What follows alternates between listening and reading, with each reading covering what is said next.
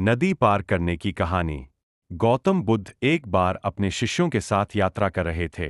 वे एक नदी के पास पहुंचे जो बहुत उथली थी। बुद्ध नदी पार करने के लिए अपनी छड़ी का उपयोग कर रहे थे। एक व्यक्ति उन्हें देखकर हंसी उड़ाने लगा और बोला, आप तो महान संत हैं। फिर छड़ी से नदी पार क्यों कर रहे हैं?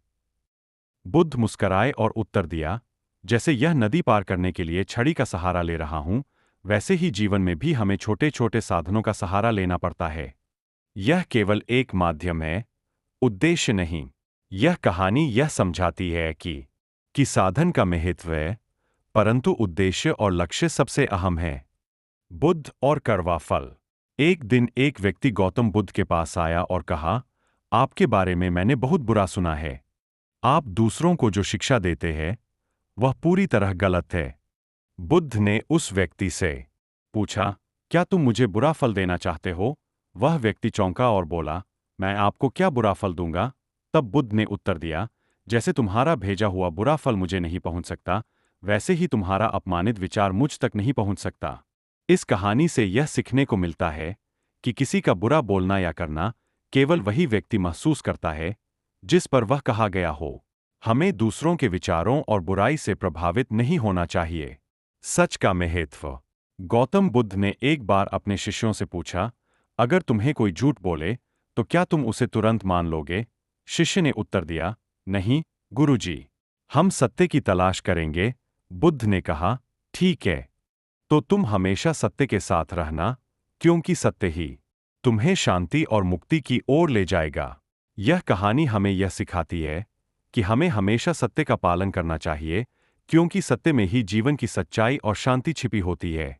विपरीत स्थितियों का सामना।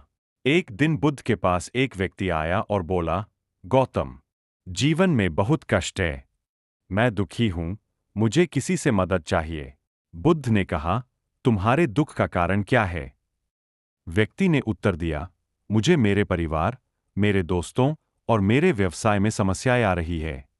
बुद्ध मुस्कराए और कहा, यह दुख तो जीवन का हिस्सा है, इसे समझना और स्वीकार करना चाहिए।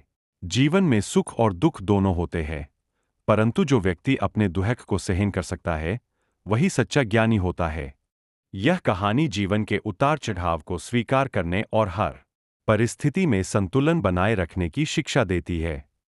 जरा और मृत्यु का ज्ञान। गौतम बुद्ध एक बार एक गांव में गए और वहां उन्होंने देखा कि लोग बहुत परेशान हैं। उन्होंने गांव वालों से पूछा, क्यों परेशान हो? क्या हुआ है? गांव वाले बोले, हमारे बीच एक व्यक्ति की मृत्यु हो गई है, हम बहुत दुखी हैं। बुद्ध ने उत्तर दिया, क्या तुम जानते हो कि मृत्यु तो एक सच्चाई है, हर किसी को एक दिन इस यात्रा से गुजरना होता है। यह एक प्राकृतिक प्रक्रिया है, इसलिए मृत्यु के भय से नहीं, बल्कि जीवन को समझकर इसे पूरी तरह से जीने की कोशिश करो। यह कहानी हमें मृत्यु को एक सच्चाई के रूप में स्वीकार करने और जीवन में बेहतर तरीके से जीने की प्रेरणा देती है। इन कहानियों से गौतम बुद्ध की शिक्षाओं के गहरे अर्थ और जीवन के मूल सिद्धांत समझ में आते हैं, जो आज भी हमारे जीवन में मार्गदर्शन प्रदान करते हैं।